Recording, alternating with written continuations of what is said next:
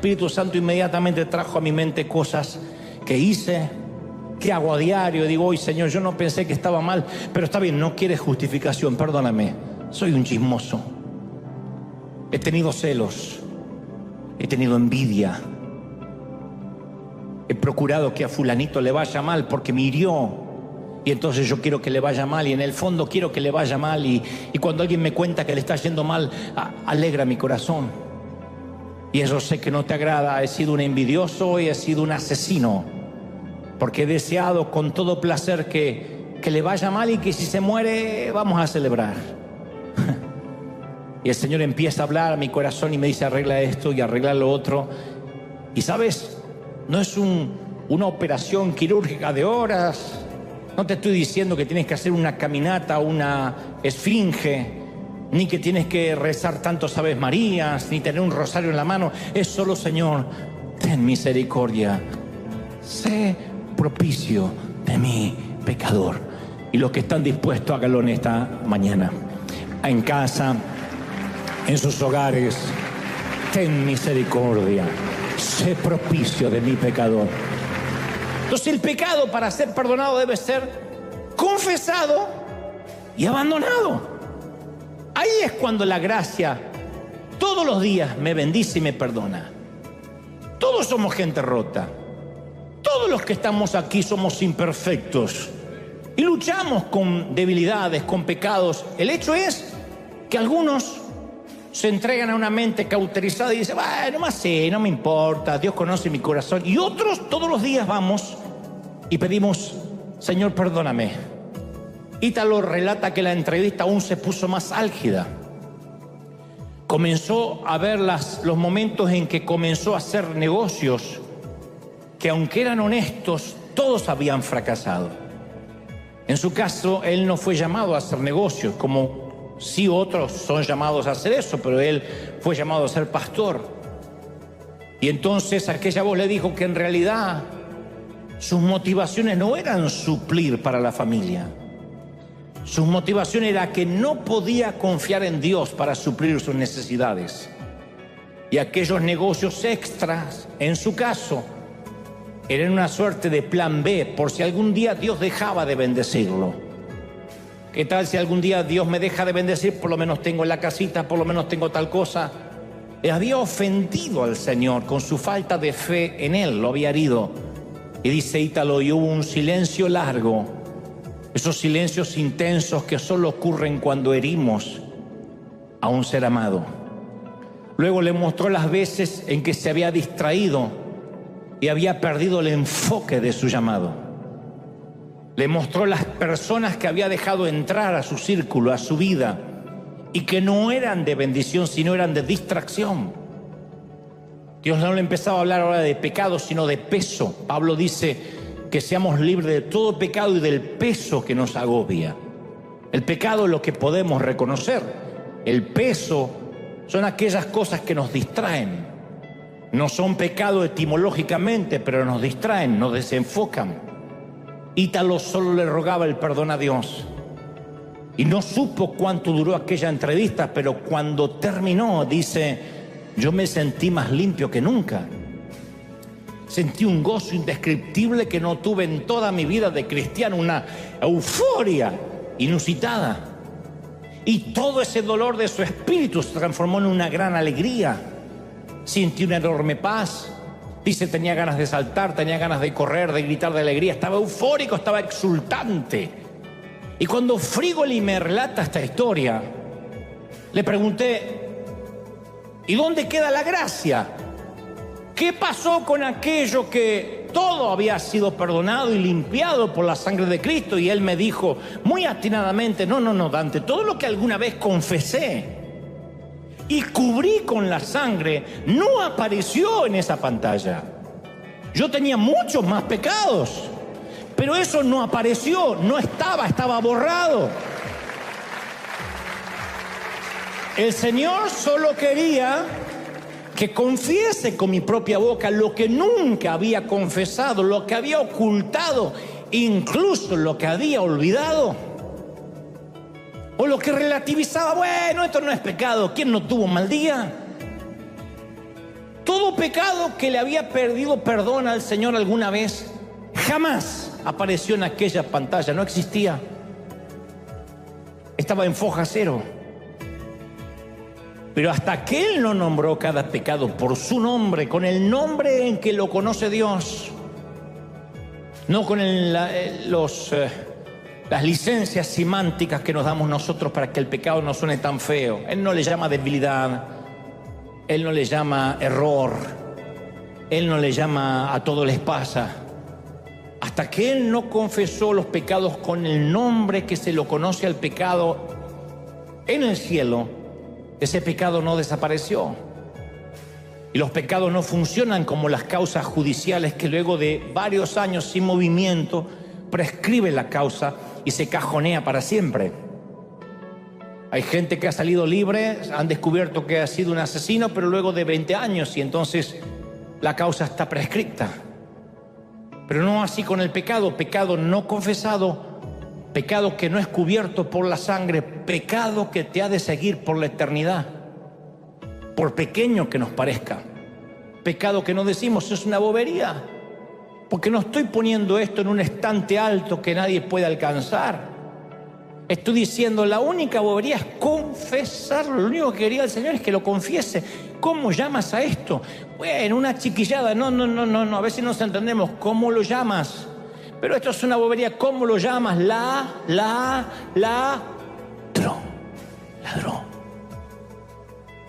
¿Y cómo le llamas a esta mala palabra? Bueno, es que los hispanos hablamos así. En Culiacán y en Buenos Aires, así hablamos. No, ¿cómo le llamas? Bueno, exabrupto, no es exabrupto. No aparece así en mi ley. ¿Cómo se llama? Momento de que no pude manejar mis emociones. Una alteración psicosomática. No, ¿cómo le llamas? Blasfemia.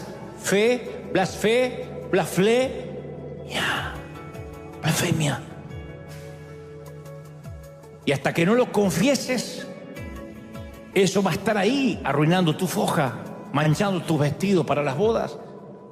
El Señor puso a la ira, al enojo, a las palabras insensatas, al mismo nivel que el asesinato, porque todo eso se origina en el corazón.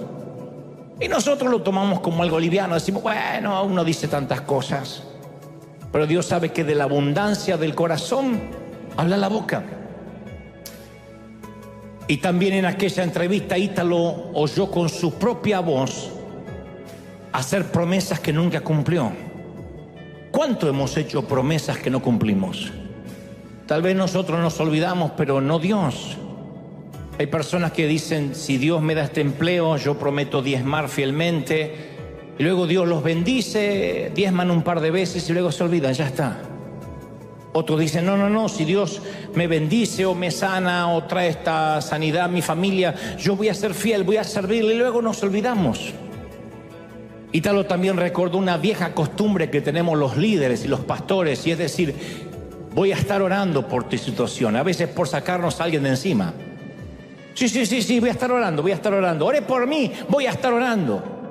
Y cuando llegamos a casa encendemos la televisión, o vamos a la computadora y nos olvidamos de esa promesa. Le dijimos a alguien, voy a estar orando, y no estamos orando. Mateo 5:37 enseña, sea vuestro hablar sí, no, porque todo lo que excede a esto de mal procede. Entonces Ítalo se vio diciendo y haciendo cosas y palabras y pensaba, ¿cómo pude ser tan estúpido? ¿Cómo pude ir a tal sitio? ¿Cómo pude decir esas palabras? ¿Cómo pude pensar esas cosas? Todas las veces que había cometido pecado y no lo había confesado ante Dios, se proyectaron ante sus ojos. Todo pensamiento indebido, toda vez que miró a una persona en forma indebida, toda maquinación en contra de otro. Las imágenes de toda su vida continuaban en la pantalla y se veía a sí mismo, él decía, sucio, hediondo. Estaba postrado en el suelo de la habitación y su espíritu solo rogaba: ten misericordia, ten misericordia.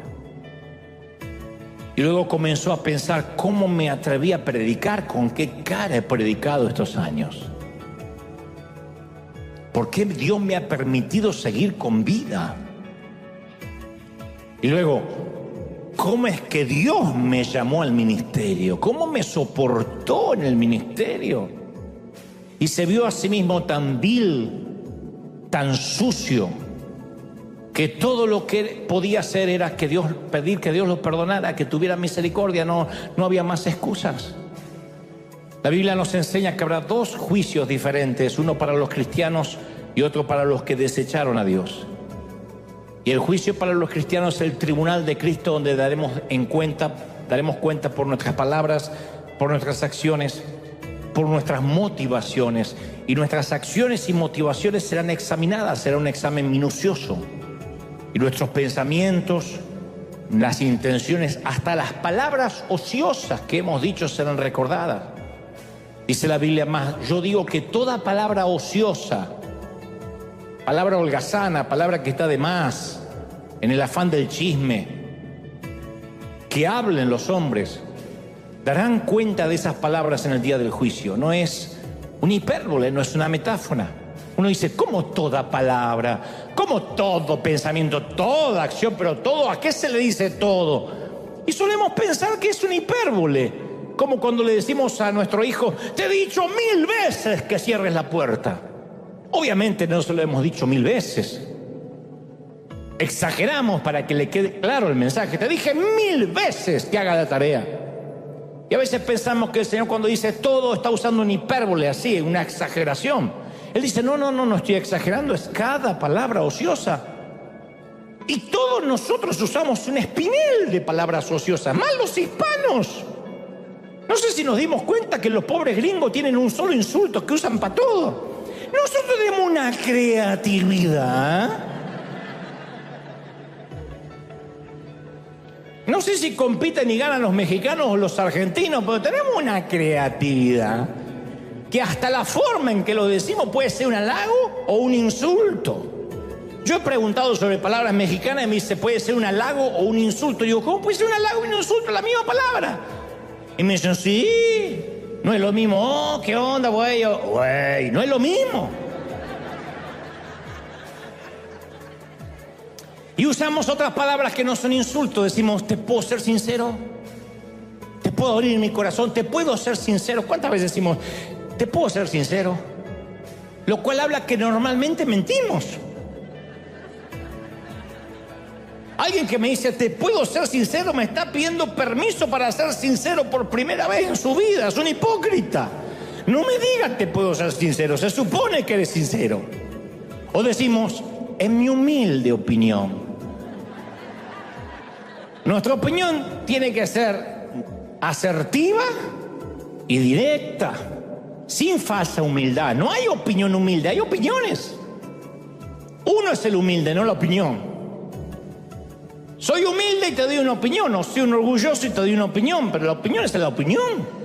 O la famosa: ¿te puedo decir algo sin que te enojes?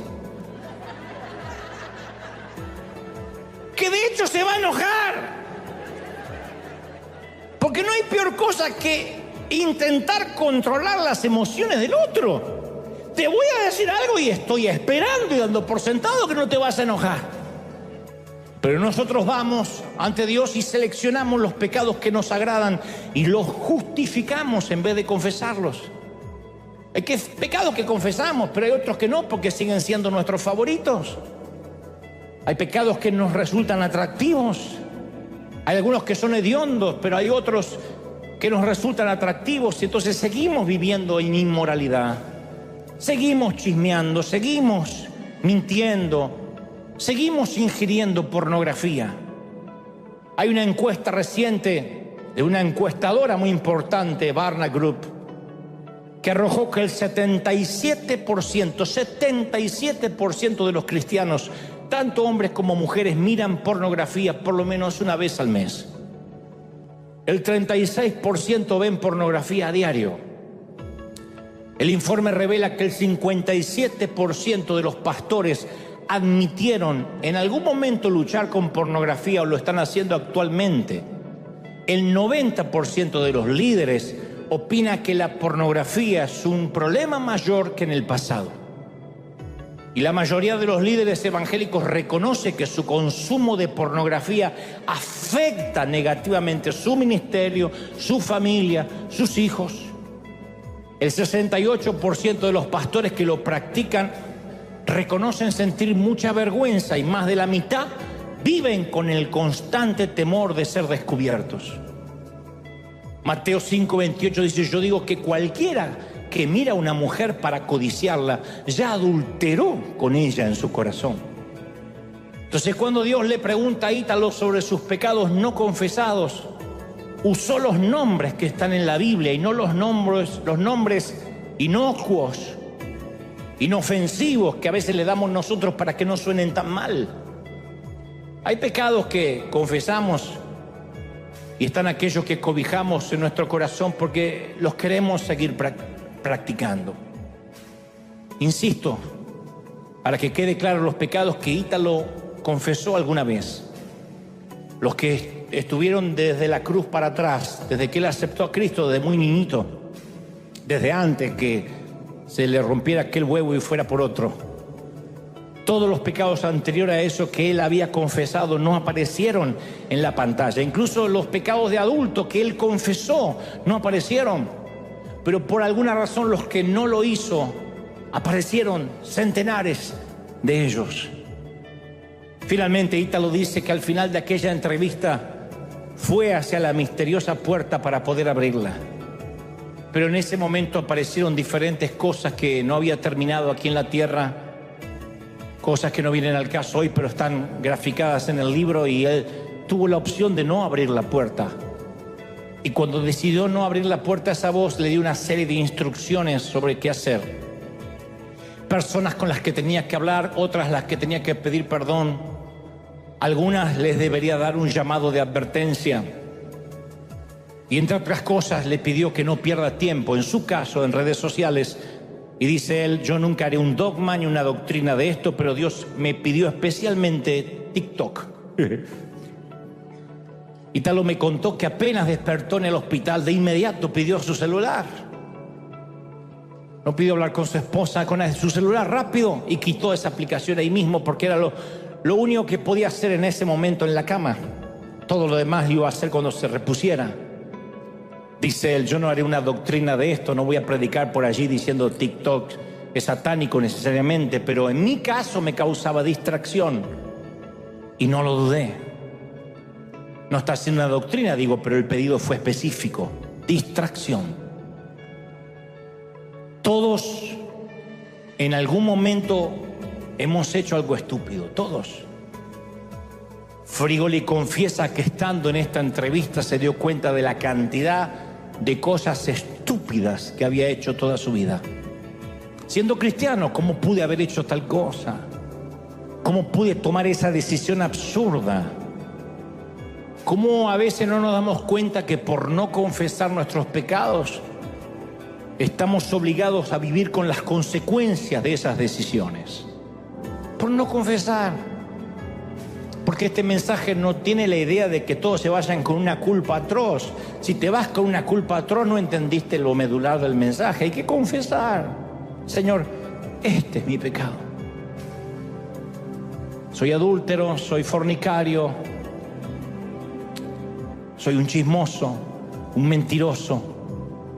Deseé la muerte a veces de alguien, soy un homicida. No digas, bueno, es un deseo, en realidad no quería que pasara. Soy un homicida, soy un ladrón. Me quedé con un vuelto de más, me di cuenta que se equivocó con la muchacha con el cambio y dije, lo tomo como bendición de Dios. Soy un ladrón.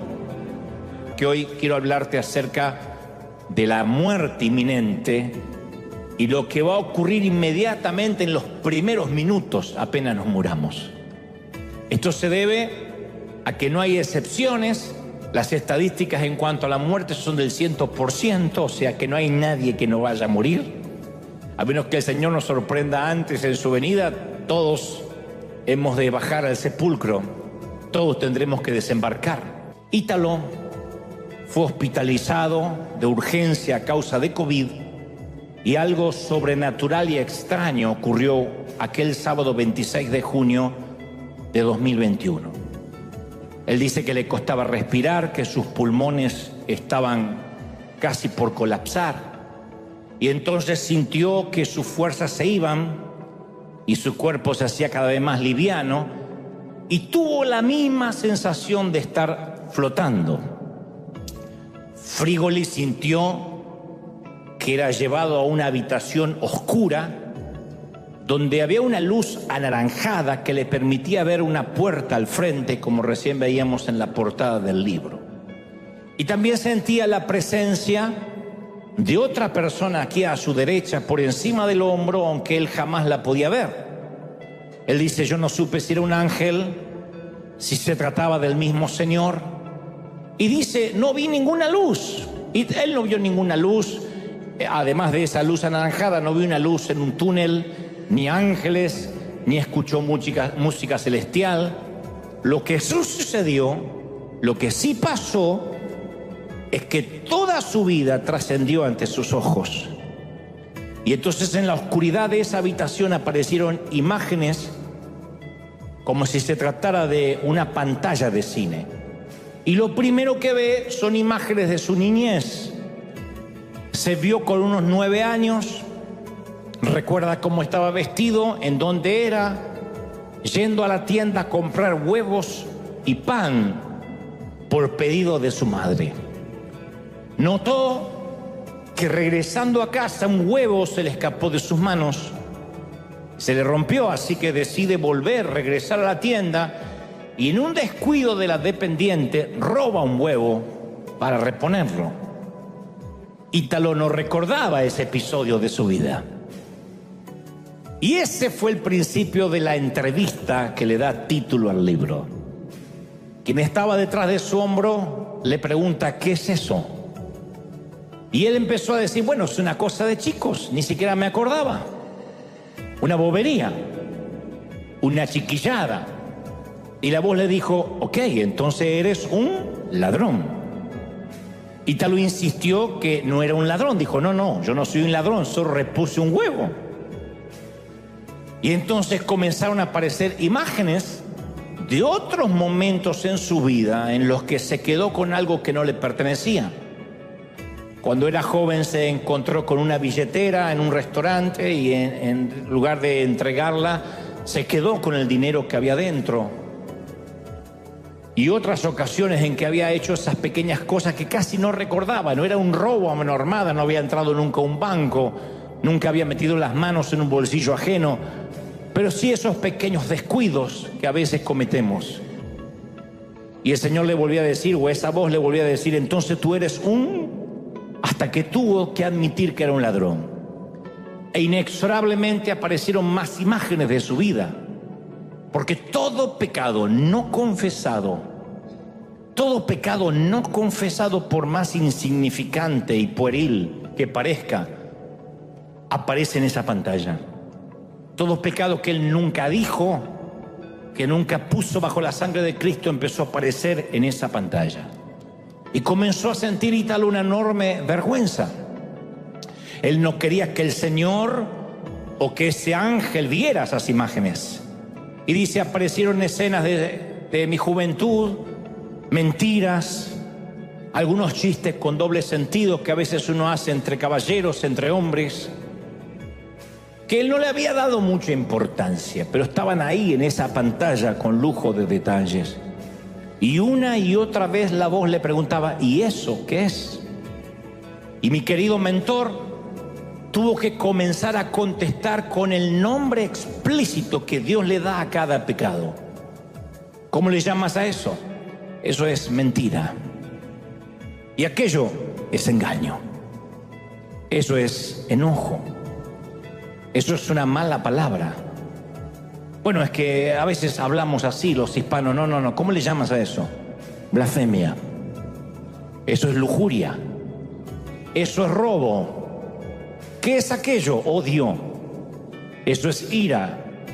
esto es resentimiento, esto es envidia, esto es falta de perdón. 1000 imágenes y se le pidió que lo diga con el nombre indicado. Ítalo resalta que a esta altura su espíritu comenzó a tener un dolor que no podía describir con palabras. Él dice: ningún dolor físico se parece a lo que yo sentí en mi espíritu. Y él rogaba que la entrevista se terminara de una vez. Pero empezó a ver los momentos de violencia, de ira. Se podía escuchar a sí mismo maldecir e insultar. El autor, en este libro magnífico, utiliza una metáfora no menos magnífica. Él dice: Dios no permite que entre ningún pecado en el cielo, porque allí en el cielo ya hubo una pandemia causada por el pecado. El paciente cero no fue un chino, fue Lucifer. Y 1/3 de los ángeles del cielo dio positivo. Entonces tuvieron que ser puestos en una cuarentena eterna. Y para poder entrar al cielo uno tiene que ser vacunado con la sangre de Cristo obligatoriamente. Y es la única forma de deshacerse del pecado. La única manera. Pero hoy nos estamos haciendo un examen PCR. Pecado confesado, revocado. Pecado confesado, revocado. Examen PCR. Es por eso que tenemos que confesar nuestros pecados ante Dios. Pecado confesado es revocado, borrado, olvidado, y Dios se olvida de que se olvidó. No está en un cajón por las dudas. Pero el que no confiesa su pecado no puede entrar en el cielo, porque contaminará todo lo que toca. Mi pastor solía decir: cuando a alguien le gusta el chisme, le fascina hablar, no lo puede evitar. Y si está en una llamada telefónica y sabe algo, lo tiene que contar, aunque sea imprudente. Y es indiscreto porque no puede evitarlo. Mi pastor alguna vez me dijo esta metáfora un tanto vulgar, pero nunca se me olvidó. Él dijo: es como una persona que tiene diarrea, pero que no la puede controlar. Y está sentado y donde se levanta del asiento mancha. Y luego se toca, se limpia la ropa y mancha. Y se está rascando así y te dice: Dios te bendiga. Y te mancha. Si ves al chisme como diarrea, como materia fecal, te das cuenta lo grave que es aún prestar los oídos para que te los manchen. Yo siempre oro para que el chisme sea erradicado totalmente de esta congregación. No porque estemos a un nivel de santidad inexplicable, sino porque no hay nada más hosco, más sucio, más hediondo, más pútrido que el chisme. Me enteré, me dijo, que sea verdad o no sea verdad. No nos corresponde a nosotros ser jueces, ni hablar de nadie a los que no nos consta que tengamos que juzgarlos. Entonces, cuando uno no confiesa, es puesto en cuarentena eterna. Y Dios no puede permitir que el pecado, por más pequeño que sea, pueda entrar en el cielo. Algunos dicen: bueno, yo sé que tener esta elección sexual, esta inclinación, es pecado, pero es que yo nací así. Y por eso Cristo, sabiendo que podríamos decir eso, cubrió esas bases y dijo: no hay problema, tengo la cura. Te es necesario nacer de nuevo. Te es necesario nacer otra vez.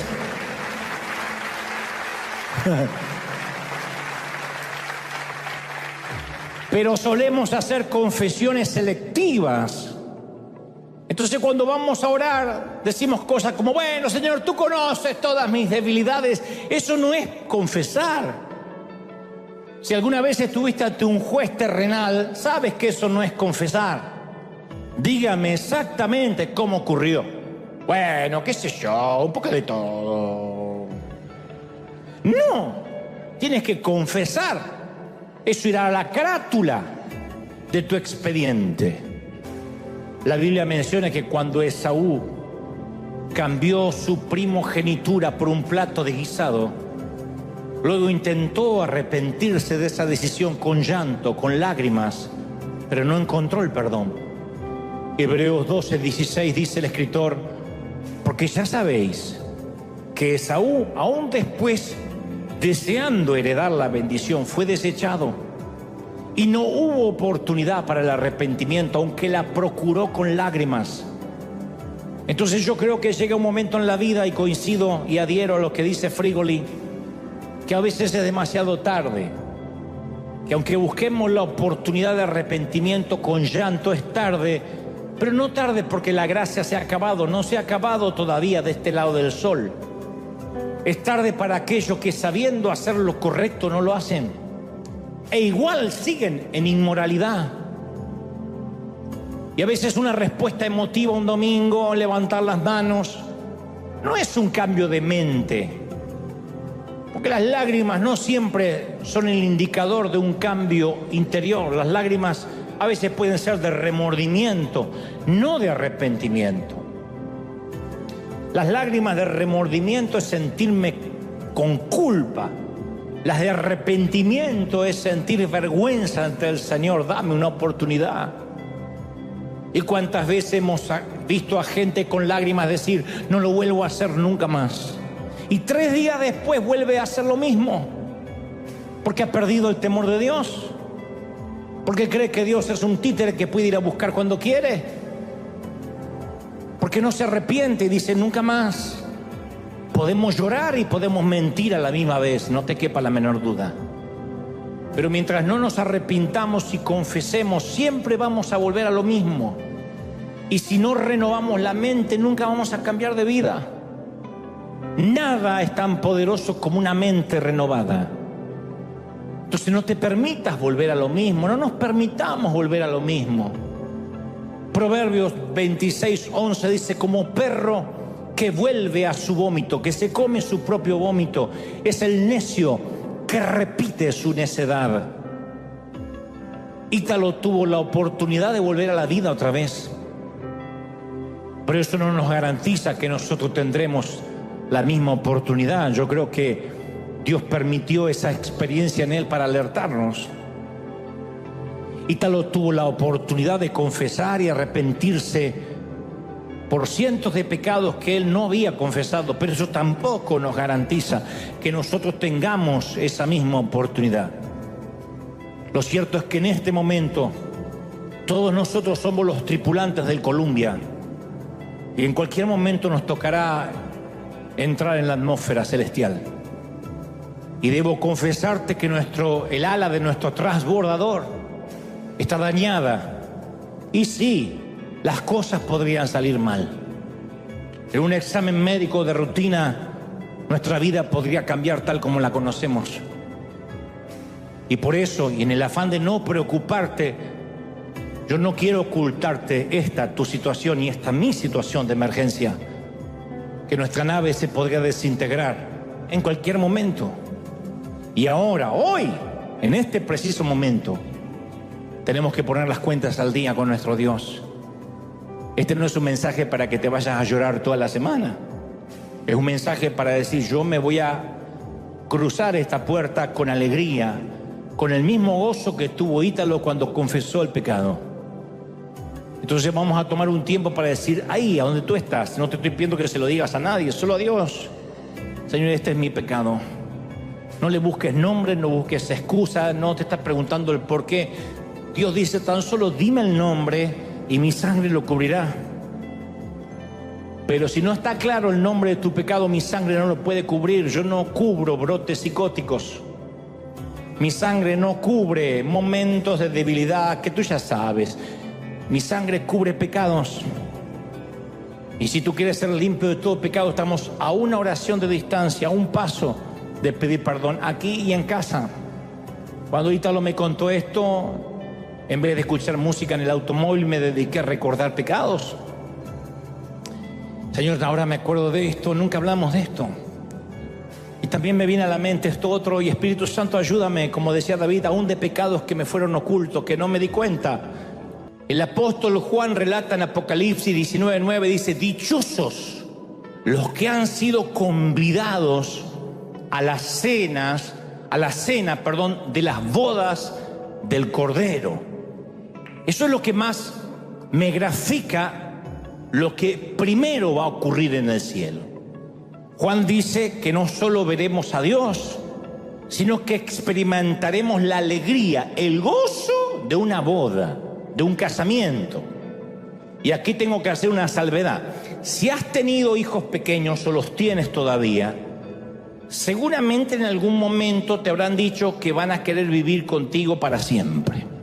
Hay un momento que el niño dice: yo nunca me voy a casar. Es una clásica promesa infantil que todos los niños hicimos no sabiendo la imbecilidad que estábamos diciendo. Mamá, papá, aunque yo crezca, siempre me voy a quedar aquí hasta que ustedes sean muy viejitos y yo los voy a cuidar. Todo niño hace esa promesa infantil.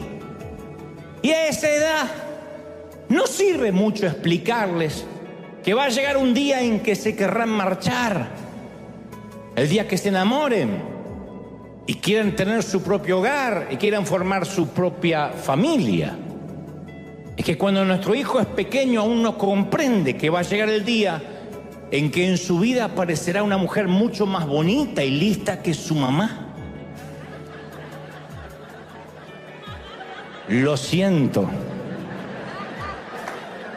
En el caso de nuestra hijita pequeña, conocerá un hombre mucho más inteligente, más alto, más espiritual y apuesto que su papá. No va a ser mi caso, pero seguro el tuyo.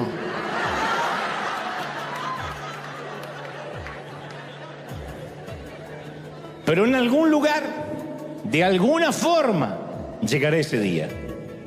Y un día, mi niña se me acercará para decirme: papá, él es mi nuevo destino. Fui hecha para él. Tengo que estar con él. No me puedo imaginar la vida sin él. Y entonces, como yo soy un papá muy sabio, y si mi hija ya tiene suficiente edad y veo que ya pasó los 45, diré: es el momento. Entra en la vida, en el amor y en el gozo de tu Señor. Bueno, el reino de los cielos es la historia de un novio que espera a su novia, dice Juan. Y es posible que nuestra mente inmadura ahora todavía hagamos esas promesas infantiles. No, yo me quiero quedar acá y vivir muchos años. Pero ese encuentro llegará. Lo que pasa es que no tenemos idea. Todavía nadamos en una placenta oscura y creemos que esto es todo lo que hay de este lado del sol. Y decimos: no, yo me quiero quedar aquí. Pero entonces lo veremos, un día lo veremos a él cara a cara, y entonces recién comprenderemos. Y entonces, como dice 1 Corintios 13:12, al que ahora vemos como en un espejo, como en un reflejo, entonces le veremos cara a cara. El que ahora conocemos en parte, lo conoceremos plenamente como él nos conoce. Y entonces en ese momento, apenas los veamos, nos vamos a dar cuenta que él es nuestro destino, que fuimos hechos para él. Y ese día nos vamos a dar cuenta cuán enamorados de él estamos, nada más que todavía no lo hemos podido ver cara a cara. Pero el tema de hoy es hablar de esos primeros 5 minutos antes de la gran boda. En esos minutos tenemos que presentar nuestro vestido de bodas limpio, impecable, limpio de cualquier imperfección, de cualquier imperceptible mancha, porque es lo que quiere una novia. Una novia no se permite caminar hacia el altar con un vestido manchado. Haría un escándalo y la comprendo. Espero toda la vida ese momento y no quisiera que en las fotografías, que en el video quede retratado la dejadez o el descuido o el desdén de su vestido. Entonces, esos primeros minutos antes de la gran boda, no voy a poder utilizar el tiempo en lo que sigue después. Supongo que eso me llevará a otro mensaje. Pero antes de la gran boda habrá unos minutos de preparación para que nuestro vestido sea impecable. ¿Quién soy yo para manejar tus emociones? Si tengo que decir te puedo decir algo sin que te enojes, es porque yo sé que eso te va a herir. O mínimamente te va a enojar. Ay, sí, no me enojo, estás más gorda. ¿Qué te va a decir? Palabras ociosas. Como dicen en las redes, con todo respeto. Con todo respeto, deje de predicar boberías o se va a ir al infierno. Con todo respeto. Si tenemos que anteponer con todo respeto, es porque no tenemos nada de respeto. El respeto no se anuncia. El respeto se tiene o no se tiene. Y yo te tengo que decir con todo respeto, el respeto no se anuncia, el respeto se tiene o no se tiene. O el popular, dicen que... ¿Quiénes dicen? Dicen que esto que pasa en Israel, dicen que la pandemia, ¿quién? Dicen, ¿qué noticias en internet? O tenemos fuentes fidedignas, o estamos hablando de chismes, repitiendo rumores baratos. Y el Señor dice, toda palabra daremos cuenta. Habacuc dice, el profeta dijo que ni siquiera Dios puede mirar el pecado. Ezequiel es aún más directo y dijo, el alma que pecare, esa morirá. Y en el cielo no puede entrar sombra de pecado. A las bodas del Cordero no puede entrar sombra de pecado, porque eso traería muerte y en el cielo no hay cementerios. Y como en el cielo no hay cementerios, no puede entrar por esa puerta que veía Ítalo sombra de pecado. Pero ¿qué hacemos nosotros en nuestra vida cristiana? Lo relativizamos. Decimos, bueno, Él conoce mi corazón. Juzgamos al otro por sus acciones, pero nos autojuzgamos por las motivaciones. Decimos, ¿cómo pudo hacer tal cosa? Pero tú hiciste lo mismo. No, pero yo no quise hacerlo. Yo lo hice de corazón. O decimos, yo no vivo bajo la ley, vivo bajo la gracia. Pero terminan siendo excusas banales, porque a veces tenemos más temor de ser descubiertos por el pastor que por Dios. Y creemos que Dios es nuestro Padre, pero no creemos que es nuestro juez. Y entonces tratamos de pasar por la vida negociando con nuestros pecados. Y entonces esto se debe a que pensamos que porque alguna vez hicimos una oración del pecador, todos los pecados que cometamos de ahora en más ya no importan.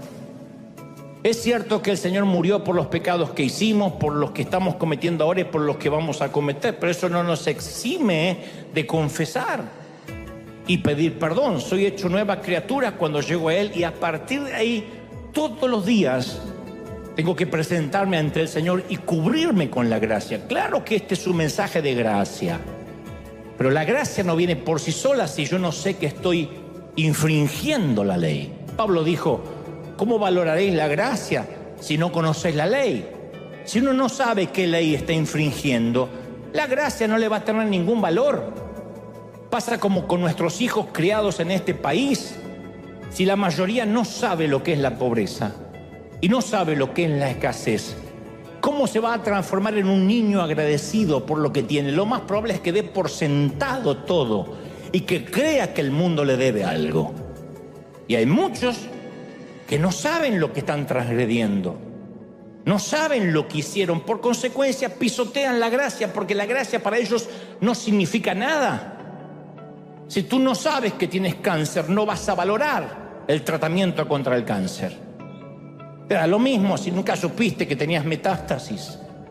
Pablo dice, si no sabes qué ley estás infringiendo, la gracia no hace sentido. Pero nosotros llegamos a la iglesia y hacemos en alguna ocasión la oración del pecador, o le dicen la oración del penitente. Todos los que seguimos a Cristo, en algún momento hemos hecho esas palabras, hemos dicho esas palabras, Señor, perdóname, te recibo como mi Salvador. Pero esa oración nos da el privilegio de ser hijos, pero luego Dios a partir de ese día espera que si volvamos a cometer errores, confesemos nuestros pecados de manera específica. Primera de Juan 1:9 señala, si confesamos nuestros pecados, Él es fiel y justo para perdonarlos y limpiarnos de toda maldad. No tienes que vivir con culpa. ¿Cuál es la llave? La confesión. Y Salmos 32:5 dice, confesaré mis transgresiones a Jehová, y tú perdonarás la maldad de mi pecado. Proverbios 28:13 agrega: el que encubre sus transgresiones, el que las tapa, no va a prosperar, mas el que las confiesa y las abandona, obtendrá misericordia. ¿Dónde estás? Ponte en pie. En casa también me gustaría que te puedas poner en pie. Si estás en la sala o en el comedor, si puedes doblar las rodillas en casa, tanto mejor. Aquí nos vamos a poner en pie y hemos de utilizar los últimos minutos para que esta no sea una oración repetitiva que le hacemos, bueno, al pecador. Todos nosotros necesitamos una oración nueva de arrepentimiento.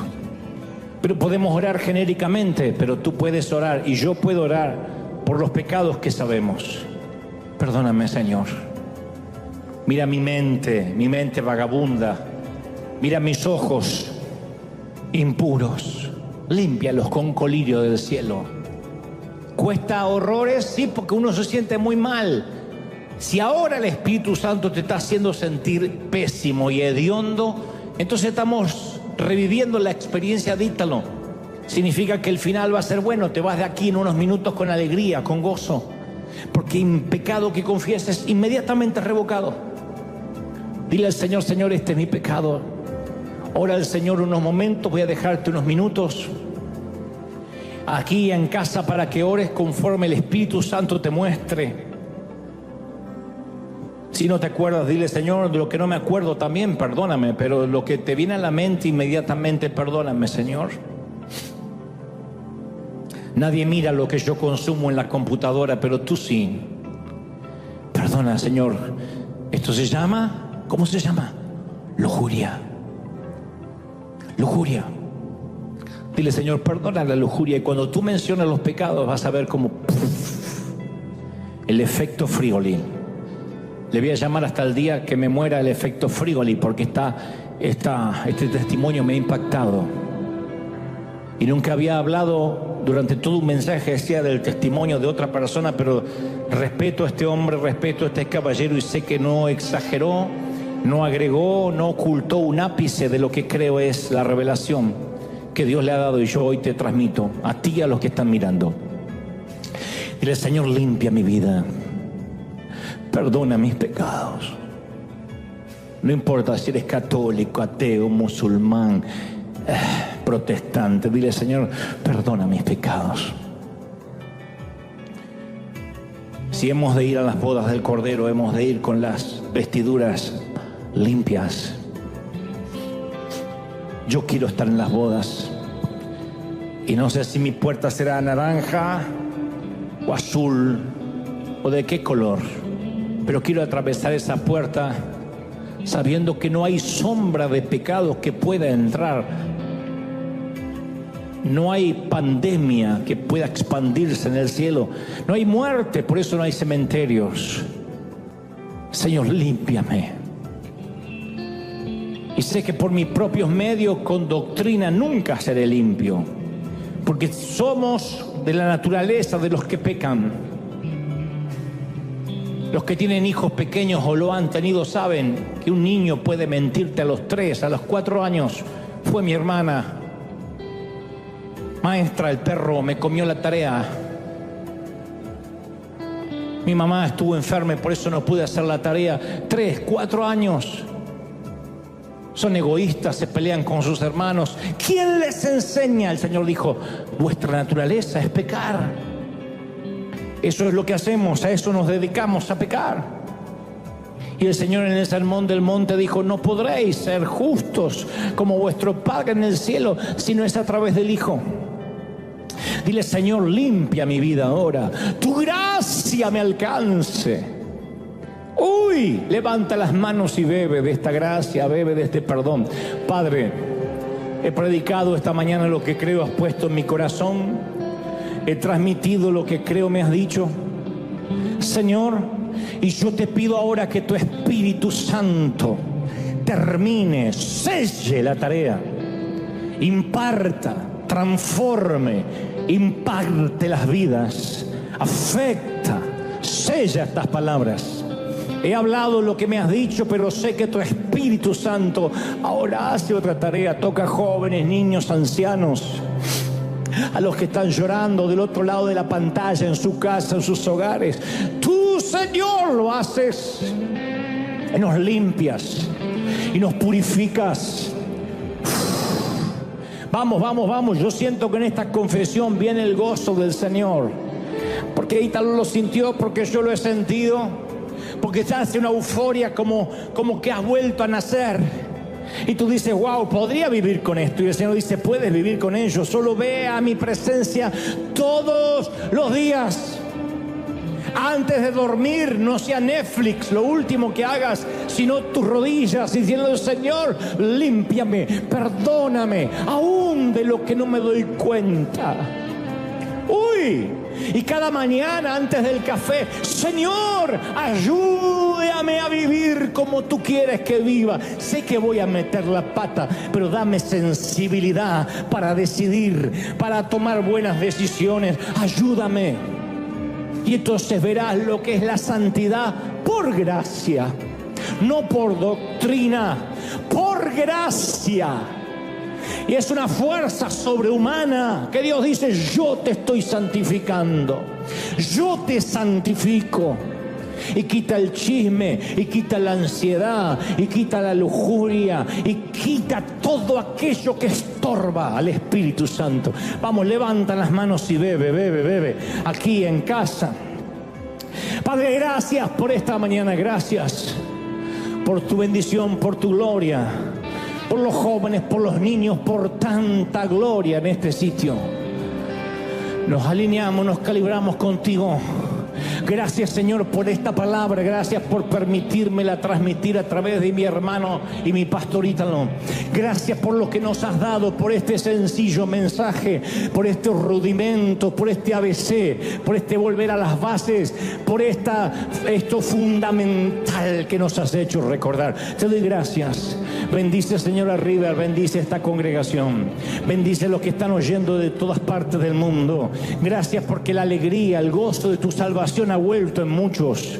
Gracias porque la alegría se ha recuperado y el gozo no se va. Señor, bendice, toca, declaro que octubre será octubre, noviembre y diciembre será un trimestre de bendición, que veremos tu gloria, que veremos tu bendición, que seremos libres, sanos, prósperos, benditos en el cuerpo, en el alma y en el espíritu. Amén, amén y amén. Gloria a Jesús. Si crees que Dios te habló, celebra al Rey. ¿Cómo te ama el Señor? ¿Te ama el Señor, sí o no? ¿Cómo nos ama? Dale un aplauso al Señor. ¿Cómo te ama, princesa? ¿Cómo te ama, príncipe? Si no, no te hablaría así. Te ama el Señor. Gente, con gozo, con alegría, limpitos. Vayan a casa y disfruten la vida. Chau, chau, chau, chau. Bendecido. Bendiciones. O sea, que no nos dejemos de asombrar de lo que significa Jesucristo. Y cuando Él anduvo aquí en la tierra, nadie había conocido antes a alguien como Él. Y ese huracán dejaba una estela de gente que meneaba la cabeza, que se preguntaba lo mismo una y otra vez y decían, no puede ser que esté hablando en serio. ¿Viste lo que dijo?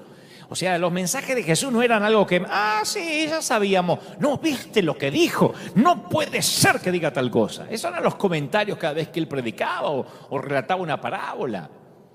Este hombre asombroso hacía que la gente corriera a la casa y ya sin aliento le dijera a la familia y a los amigos, ¡ay, no vas a poder creer! No vas a poder creer lo que vi hoy, lo que escuché hoy.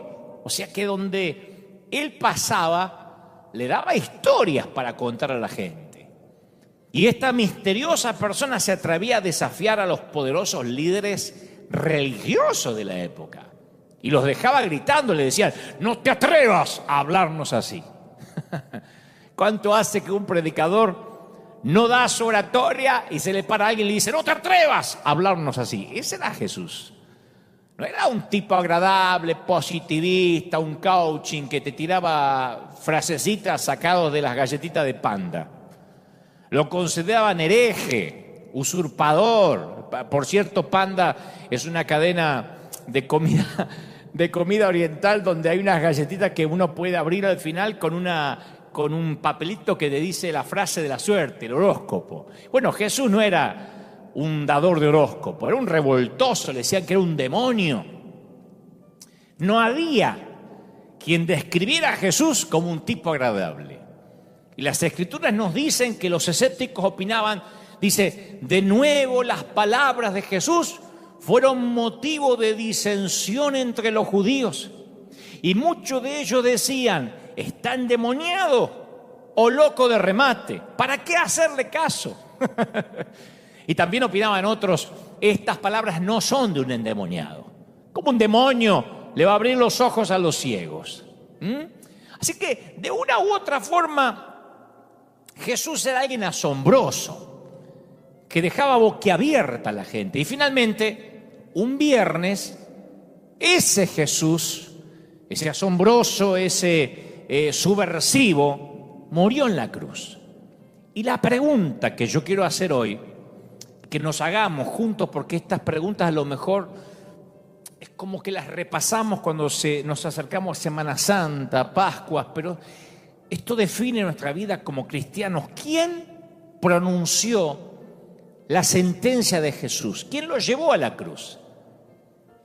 Porque ¿cómo fue que este hombre, manso, humilde, que bendijo a los niños, que era amigo de los pecadores, que ponía loco a los religiosos, que era subversivo contra el poder, cómo acaba ejecutado como enemigo del Estado?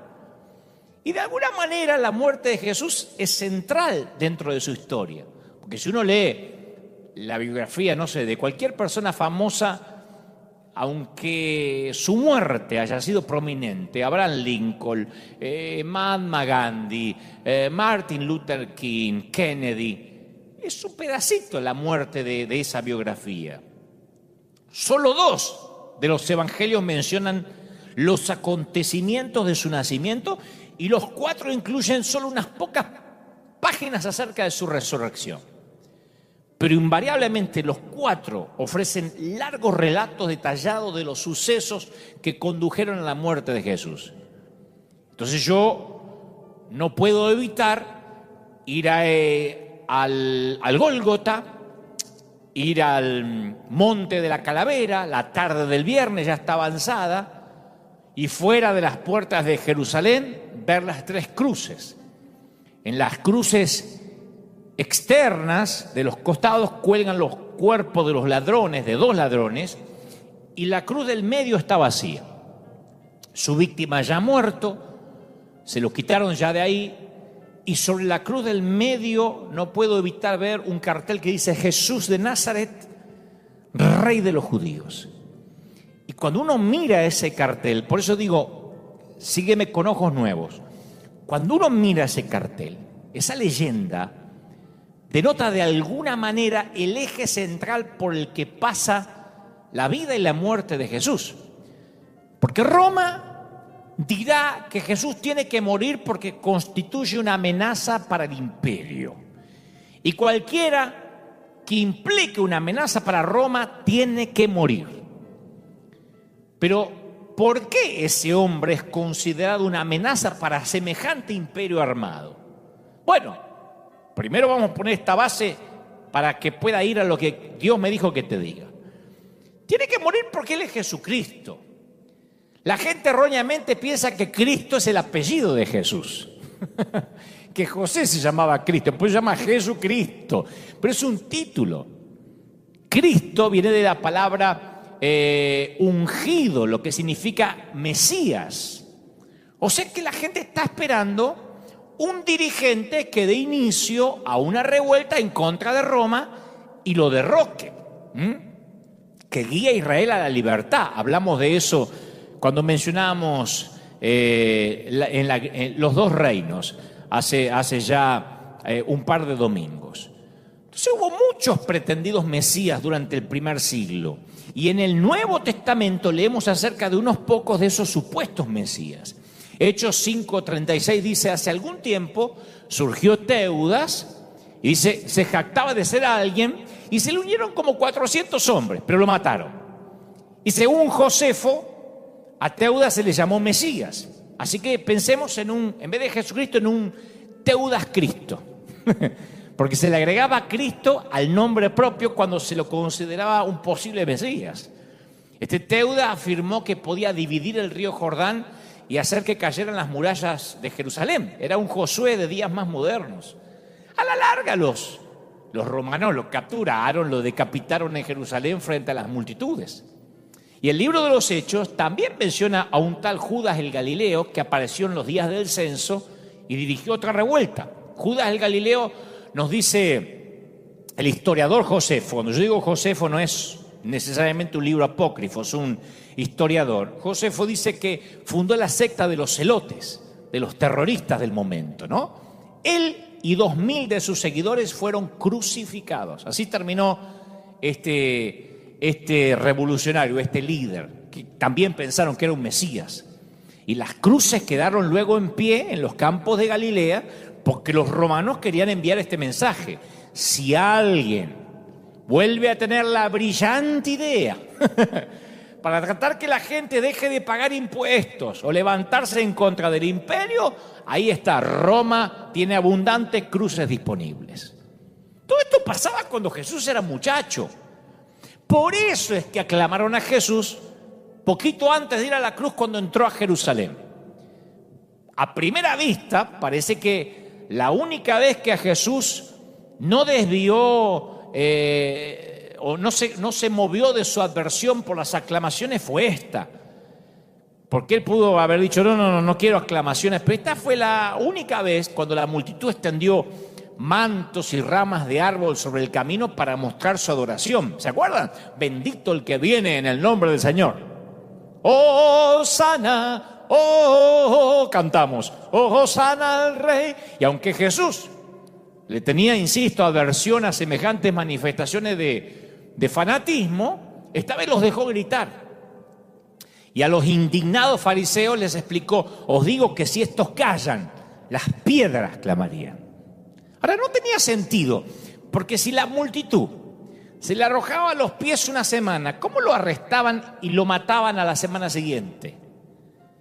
En el famoso Domingo de Ramos lo acompañaba un grupo de Betania que todavía estaban alborotados por el milagro de Lázaro. Mateo señala también que lo aclamaban los ciegos, los tullidos, los niños. Y hasta Jesús mismo tuvo como sentimientos encontrados durante el desfile. Porque Lucas relata que al acercarse a la ciudad, él lloró. Porque él sabía lo fácil que cambia el humor de la multitud, como sucede hasta hoy. Las voces que gritan, ¡Hosana!, una semana después gritan, ¡crucifícale! Es la misma gente. Porque algunos creen que la gente que lo recibe triunfalmente montado en un burrito es una, y los que piden la crucifixión es otro tipo de gente. No. Jesús lloró porque sabía que eso era momentáneo. Jesús conocía cómo cambia de parecer el ser humano. Cómo hasta el día de hoy hay un montón de gente que viene a la iglesia y después viene otra vez, pero al mostrador de reclamos del cliente cuando Dios no le da lo que le prometieron que Dios le iba a dar. Nos pasa continuamente con un montón de gente. A mí me dijeron que si diezmaba Dios me iba a prosperar. A mí me dijeron como reclamando en el casino, yo aposté por esto y quiero lo que aposté. A mí me dijeron que que iba a conseguir una novia. A mí me dijeron que mi suegra se iba a morir pronto. Y cuando no pasa, empieza el reclamo. Y los que clamaban Hosana, los que pasaban al altar o por las aguas del bautismo, después están diciendo crucifícale, cuando resultó un Dios diferente al que pensaban. Y estos también. Ellos pensaban que el Mesías iba a derrotar a Roma. Por eso lo recibieron. Y el castigo por ese fracaso de no derrotar a Roma es la crucifixión. Porque el que acababa crucificado era que no era el verdadero Mesías. Este no fue el primer Mesías crucificado. Hubo otros Mesías crucificados. Hubo por lo menos según la historia, 18 candidatos a Mesías, de los que mínimamente tenemos noticias durante los días de Jesús. Y todos encontraron el mismo destino. Ahora, Jesús hizo las cosas que esperaban que el Mesías hiciera. Anunció un nuevo reino, exhibió su poder, declaró tener autoridad, pero deliberadamente y repetidas veces rechazó lo que parecía ser un destino político. Y Juan nos dice que después de que Jesús diera de comer milagrosamente, de comer a la multitud, que le diera de comer a todos, que con una pequeña viandita todos comieron hasta saciarse, la gente quiso venir y hacerlo rey por la fuerza. Dijeron, si este tipo con unos pocos pescados y unos poquitos panecitos le da de comer a 5.000 tipos, imagínate lo que puede hacer con unas pocas espadas y unos carritos de guerra. Tenemos al tipo que va a derrocar al gobierno de facto, que va a derrocar la dictadura de los romanos. Dale un carrito y este tipo te lo multiplica. Así que Jesús se escapó a los montes solo, se negó a levantar un dedo contra Roma, así que no era una amenaza militar. No era alguien que estaba generando un golpe de Estado. Entonces vuelvo a preguntar, ¿por qué acabó en una cruz? No me digas porque Dios quería que acabara en una cruz, ya sé, teológicamente sí, pero vamos a razonar juntos. No se pierdan esto. ¿Quién sentenció a Jesús? Salgo del Gólgota. Vamos juntos, acompáñame y vamos juntos a la última cena con sus mejores amigos. Porque vamos a tratar de encontrar quién lo sentenció. Entonces vamos a la última cena, ¿no? Y tenemos en Juan capítulos del 13 al 17, una memoria íntima de la noche más angustiosa de Jesús en la tierra, ¿no? Y cuando yo leo el relato de Juan me encuentro volviendo a un curioso incidente que interrumpe la comida. Dice, sabiendo Jesús que el Padre le había dado todas las cosas en las manos, comienza Juan así de manera dramática, y después le agrega un final casi incongruente. Dice, se levantó de la cena. Imagínate, se levanta Jesús de la cena, se quitó su manto y tomando una toalla se la ciñó. O sea, se la puso así como se ponían otras madres para cocinar ravioles. Y vestido como un esclavo, se inclina para lavar la suciedad de las calles de Jerusalén de los pies de los discípulos. Y eso incluye el excremento de los animales y las heces y todo, ¿no? ¿Qué forma tan extraña de actuar del invitado de honor en la última comida con sus amigos? En esos días, lavar los pies se consideraba degradante.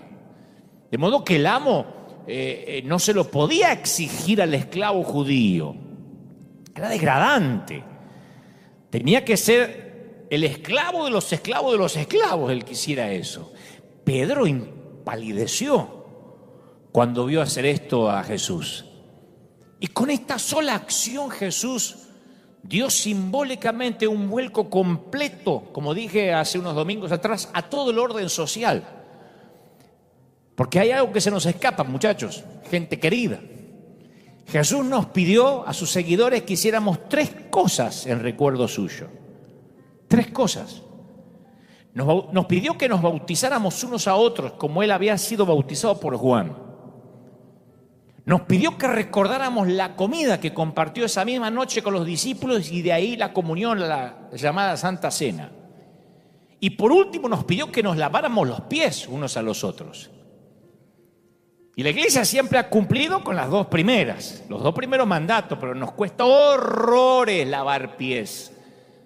Y no estoy hablando del simbolismo, No estoy diciendo, es cierto, no hay lavamiento de pies en la iglesia. No estoy hablando del símbolo, del acto religioso. Estoy hablando de lo que significa lavar pies. Hace ya un tiempo atrás un predicador, a quien le mando un enorme saludo y un beso. No me quiere mucho, no le caigo muy simpático. Sacó una enseñanza mía de contexto respecto a la Santa Cena, ¿no? Porque yo estaba dando, creo que en Nueva York, una conferencia donde explicaba las vacas sagradas que los cristianos tenemos y entre ellas la Santa Cena, que pensamos que tiene que ser tal vino. Y yo decía, si te vas a bautizar, ¿dónde querés bautizarte? Y yo quisiera el Jordán si pudiera, ¿no? Si pudiera viajar. Si no puedo viajar al Jordán, un río. Si no puedo un río, una piscina de lona. Si no puedo una piscina de lona, una palangana. Pero siempre uno va a lo más cercano que hizo Jesús. Pero eso no quita que no bauticemos al que no puede viajar al Jordán. ¿Me explico? A mí me ha tocado bautizar una viejita, una abuelita que estaba en su cama, en su lecho de muerte, no se podía ni mover. Y me dice, yo necesito ser bautizada. Yo le puedo decir, mire señora, a ver, levántese, la meto en la pileta y la termino de matar. O puedo hacer lo que hice, le puse un paño arriba de la cabeza, le chorrea un poquito de agua y diga, haz de cuenta que esto es el bautismo. Porque lo importante es lo que pasaba en su corazón. Hay otros que pasan por el Jordán y se bañan. Por más que se ponen la túnica, se bañan, después siguen con su vida. Así que es como pasar al altar. No hay magia en pasar al altar. Tampoco hay magia en bautizarte. Es un símbolo, es lo que pasa adentro. En esa línea de pensamiento dije también la Santa Cena es lo mismo.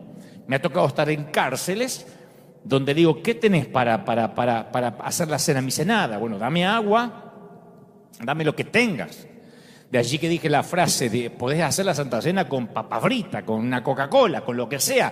El tema tiene que ver con lo que significa con la persona que está recordando. No es que si no hay vino al que le sacamos el alcohol, si no es Malbec mendocino, la Santa Cena no tiene sentido. Todo tiene que ver con, vayamos a lo mejor del símbolo, si no se puede con lo que sea. Entonces alguien tomó esa doctrina y me dijo, Dante, eres un hereje. Eres un burro. ¿Qué digo burro? Estoy insultando a los burros al llamarte a ti porque has tocado los símbolos de mi cena. Y lloraba el hombre. Aquí le mando un saludo muy especial porque aparte es un gran actor como yo. Pero cuando yo veo esto, digo, tal vez tenga razón. Tal vez yo me haya equivocado en alguna frase. Pero digo, estoy seguro que no estaría dispuesto a lavarme los pies. Porque no es solamente que Jesús dijo, bautícense, tomen la cena, sino que dijo, y también lávense los pies. Hay que ver si quien se enoja tanto conmigo, porque estaría dispuesto a hacer una Santa Cena con agua, estaría dispuesto a lavarme los pies a mí. De hecho, esa misma noche, algo más tarde, de que Jesús lavara los pies, se produjo una discusión entre los discípulos acerca de cuál era el mayor. Se ve que había algunos argentinos. Sea el mayor entre vosotros como el más joven y el que dirige como el que sirve, dijo Jesús. Y después dijo, yo os asigno un reino. Claro, un reino, en otras palabras, fundado en el servicio. Un reino fundado en la humildad, en el lavamiento de pies. Un reino diferente. Los discípulos habían visto un cuadro vivo de lo que Jesús quería decir cuando se acordaban de que Él les lavó los pies. Y seguir este ejemplo no se ha vuelto para nada fácil en más de 2000 años. Ni siquiera para los que estaban allí. Entonces vuelvo a preguntar, si hay alguien que lava los pies de sus propios amigos o de sus discípulos, ¿quién sentenció a Jesús? ¿Quién lo mató? Los principales sacerdotes llevaron a Jesús ante Pilato, ¿no? Y han pensado cuidadosamente la acusación que le van a presentar porque no se lo pueden molestar al procónsul por una bobería. Entonces le dice, hemos descubierto a este hombre agitando a nuestra nación. Se opone al pago de impuestos al emperador y afirma que es el Cristo, un rey. Y sabían los tipos que si le decían eso a Roma, iba a la cruz, pues ya habían crucificado unos cuantos que se decían llamar Cristo. Así es como plantean el juego los tipos, ¿no? Este Jesús es un problema para Roma. Le están diciendo al César no le va a gustar, así que será mejor que hagas algo. Y en un espacio de menos de 24 horas, escucha esto, Jesús tuvo que enfrentarse hasta 6 interrogatorios. Algunos de parte de los judíos, y otro de parte del gobierno de Roma, ¿no? Y cuando uno lee las transcripciones de los juicios, lo que llama la atención es la poca defensa de Jesús. Ni un solo testigo sale en su defensa. Ningún líder tuvo la valentía de denunciar la injusticia que se estaba cometiendo, el falso testimonio. Entonces la secuencia de los juicios parece como un ejercicio de pasarse la pelota uno al otro. Parecen los políticos de ahora, ¿viste? Que nadie hace nada malo, todo lo heredaron del gobierno anterior. Estaba mirando el otro día un reportaje que le hacían a un ex ministro, decía, no, esto es algo que heredamos del gobierno anterior. Y decía, sí, pero hace 3 años está en el gobierno. Sí, pero lo heredamos del gobierno anterior. Siempre es así. Bueno, esto es parecido. Nadie parecía querer asumir la plena responsabilidad de hacer ejecutar a Jesús, aunque todos querían hacerlo. Entonces los estudiosos escribieron un montón de millares de palabras para definir con exactitud qué parte de la responsabilidad por la muerte de Jesús recae sobre Roma y qué parte sobre los judíos.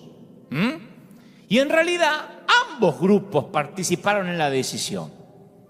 Jesús significaba una amenaza para los poderes establecidos de Jerusalén. Hay como en el subconsciente colectivo, no, fueron los judíos. Por eso nadie va a Italia y dice, los italianos mataron a Jesús. No, pero ambos tuvieron responsabilidad. Y Pilato resiste a los principales sacerdotes, no por compasión hacia Jesús, sino porque Pilato tiene adversión contra los sacerdotes, no los quiere. Nunca quiere hacer lo que estos le dicen que le haga. Le da bronca que venga a decirle, a ver, hace algo, si no el César se va a enterar. Porque por definición, él sabe que si ellos se fortalecen, él se debilita como procónsul. Entonces cuando Pilato se entera de que Jesús procede de Galilea, le pasa la papa caliente a Herodes, que es el que tiene jurisdicción sobre Galilea. Y dice, no, a mí no me traigan otro Mesías más. Yo colecciono Mesías este mes, así que lo agarre Herodes. Y Herodes no muerde el anzuelo, sabe más por viejo que por diablo, pillo, así que se lo manda de vuelta a Pilato. Y les recuerda la costumbre de soltar a un prisionero durante la Pascua y le ofrece escoger entre el inocente Jesús o Barrabás. Barrabás pudo haber sido un homicida, pero por lo menos Barrabás estaba dispuesto a matar romanos. Por eso le gustaba a los judíos Barrabás, porque tenía más posibilidad de ser Mesías Barrabás que Jesús para los judíos. Barrabás era medio bruto, delincuente, pero iba a ayudar a matar romanos. Y en una escena famosa, ¿qué hace Pilato? Se lava las manos. Y no es que Pilato tenga una conciencia sensible o que se preocupe por Jesús. Jesús era un tipo más para él. Él sabe, de hecho, que la acusación contra Jesús es falsa. Pero Pilato tiene dramas mayores que la suerte de un Mesías de los que llegan por docenas. Pero los sacerdotes cuentan con el naipe del triunfo. Si dejas en libertad a este hombre, no eres amigo del emperador. Y cualquiera que pretende ser rey se hace enemigo del César. Nosotros no tenemos más que rey que nuestro emperador romano. Así de sinvergüenza eran los religiosos. Nosotros respetamos el gobierno. Hay que respetar el gobierno. Amén. Bueno, se me va a salir una imitación por ahí que no quiero, pero ellos querían respetar el gobierno cuando les convenía. Y Pilato no puede arriesgarse a que el César piense que es blando con los terroristas contrarios a Roma, así que se vuelve a Jesús y le pregunta, escuchen esto, ustedes dirán, ¿y a dónde vas con todo esto? Escucha, le dice a Jesús, ¿eres tú el rey de los judíos? Este es un momento cargado de dramatismo. Imagínatelo con música. ¿Eres tú el rey de los judíos?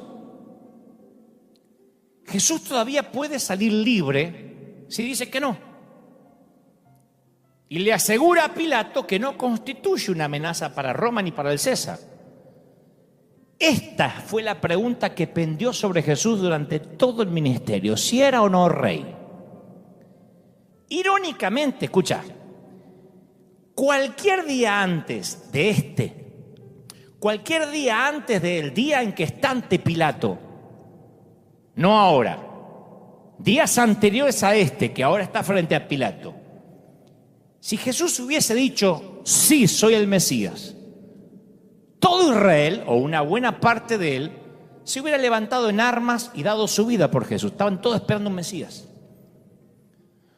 La posibilidad de algo como el reciente Domingo de Ramos, la entrada triunfal a Jerusalén, todavía estaba en sus manos. Pero él jamás, antes de este día, reclamó el título. Ahora que no hay multitudes alrededor y Jesús está en manos de Pilato, cuando no hay probabilidad de que un ejército se levante para defenderlo, ahora que es demasiado tarde para que alguien lo pueda salvar, Jesús dice, tú lo has dicho. Jesús sabe que se está sentenciando a muerte. Y Pilato dice, ok, ¿estás seguro? Tú lo has dicho. Pilato pronuncia la sentencia, pero sin pronunciarla. Porque fue Jesús el que lo dijo. Y a partir de ese momento, en todo el mundo, señores, los cristianos recitan el nombre de un insignificante procónsul romano que no habría ni aparecido en los libros de historia. Pero todos sabemos que existió un Poncio Pilato, porque ese nombre dejó establecido el día que Dios decidió morir. Yo no sé tú, pero yo muchas veces sentí lástima por Pilato antes de leer bien las Escrituras. Ahora que lo leo con atención, con ojos nuevos, durante la pandemia lo veo con ángulo diferente. Porque, a ver, los judíos estaban exigiendo la ejecución de Jesús porque pensaban que era un mentiroso, un farsante. Y Pilato veía a Jesús como un tipo inofensivo, chiflado tal vez, loco, pero no era culpable. Pilato veía a Jesús como un tipo agradable que se metió en un lío, no sabía cómo salir, un tipo que realmente no importaba mucho. Y esto lo dije el año pasado en El Salvador, en el estadio Cuscatlán, y lo voy a decir ahora. En la persona de Poncio Pilato tenemos un símbolo de lo que son muchas personas el día de hoy. Cuando la gente dice que Jesús es agradable, es un buen tipo, así no hablaría Jesús. Están siendo igual que Pilato. Tienen una actitud displicente, que dice, el tipo es inofensivo, cree si querés. Y si no querés, no creas. Lo que en realidad hay mucha gente está diciendo es Jesús no importa. Los que escriben en las redes dicen, mi Jesús tiene mucho amor, él no hablaría así. Están diciendo Jesús no importa, es un buen tipo, es Charles Ingalls. Nuestro desafío más grande por lo general no viene de quienes apasionadamente se oponen a Jesús. Nuestro desafío más grande no son los inconversos. El desafío más grande que tenemos nosotros los que predicamos viene de quienes piensan que en realidad Jesús es un buen tipo, alguien agradable, pero que tampoco viene para cambiarte la vida. Los divorciados de la fe, los hijos no reconocidos del legalismo. Eso que le decís, ¿y vos crees en Jesús? Sí. ¿Y por qué no vivís en santidad? Qué sé yo, no, tampoco es que Jesús me súper atrae. Lo ven a Jesús como si fuera que les preguntara sobre John Lennon. Y Jesús no es un buen tipo como lo vio Pilato. Jesús es un huracán que arrasa con nuestras vidas y las pone pata para arriba, transformando nuestra vida tal como la conocíamos. Señores, esto no es obra de un buen tipo, de un tipo agradable. Es obra de un Dios misericordioso. ¿Quién sentenció a muerte a Jesús? Jesús mismo se autosentenció. Les hizo la tarea fácil al procónsul y a los que querían matarlo. Los sacerdotes fueron con dos acusaciones. Acabaron acusando a Jesús de blasfemia, para que las multitudes se pusieran en contra de él y de traición, a fin de que Pilato lo matara. Tenían que probarlo, no era cuestión de lo acuso y ya está, como muestran las películas. Y no pudieron probarlo. Por eso Jesús se tuvo que autosentenciar, porque estos imbéciles no solo lo acusaban, sino que no tenían pruebas. Según el registro de Marcos, la Biblia dice que los jefes de los sacerdotes y el consejo en pleno buscaban alguna prueba contra Jesús para condenarlo a muerte, pero no la encontraban. Entonces testificaban falsamente contra él, pero sus declaraciones no coincidían. Y cada vez que uno venía a testificar, decía, sí, él dijo que quería derrocar a César frente al Jordán. Y pasaba otro y dice, sí, yo le di que lo dijo, pero no era el Jordán, era... Entonces Pilato decía, ay, Dios mío. O sea, no se ponen ni de acuerdo ni para mentir los tipos. Y además se había difundido el rumor de que Jesús había dicho que iba a destruir el templo y reedificarlo en 3 días. Entonces los tipos, los líderes judíos, los legalistas no lograban encontrar testigos que se pusieran de acuerdo en las palabras exactas que Jesús dijo. Pero se alarmaban. Imagínate la reacción si un árabe gritara en las calles de Washington, voy a volar en pedazos la Casa Blanca y la voy a reconstruir en 3 días. No termina de decir día que está preso. Además de eso, la falta de consideración por el sábado los escandalizaba. La ley de Moisés decía que quebrantar el sábado era una ofensa capital. Y Jesús significaba una amenaza para la ley, una amenaza para el sistema de sacrificio, una amenaza para el templo, una amenaza para las normas de alimentación y para las muchas distinciones entre puros e impuros. Jesús siempre fue, es y seguirá siendo hasta su regreso una amenaza para el legalismo. Si no, yo no recibiría tantos emails y tantos mensajes diciendo que deje de hablar de Jesús, que estoy poniendo liberal a la gente. Los legalistas están locos. Yo cada vez que predico digo, cada vez van a quedar menos amigos. Siempre el legalismo fue enemigo y seguirá siendo enemigo de Jesús. Y una vez más, todo lo que Jesús tenía que hacer ante esas acusaciones era guardar silencio. Pero ahora no guardó silencio. Como vio que venían estos tipos y no se ponían de acuerdo y eran todas falsas acusaciones y vio que Pilato lo iba a liberar, primero no hizo ningún esfuerzo por corregir las falsas acusaciones. Se sentó en silencio mientras se mofaban de él, pero cuando le preguntó, Pilato, ¿eres tú el Mesías? De alguna forma dice, sí, yo soy. Tú lo dijiste. Y ahí Jesús pronunció su propia sentencia de muerte. Le dio a los judíos lo que ellos no podían conseguir a través de ninguno de los falsos testigos.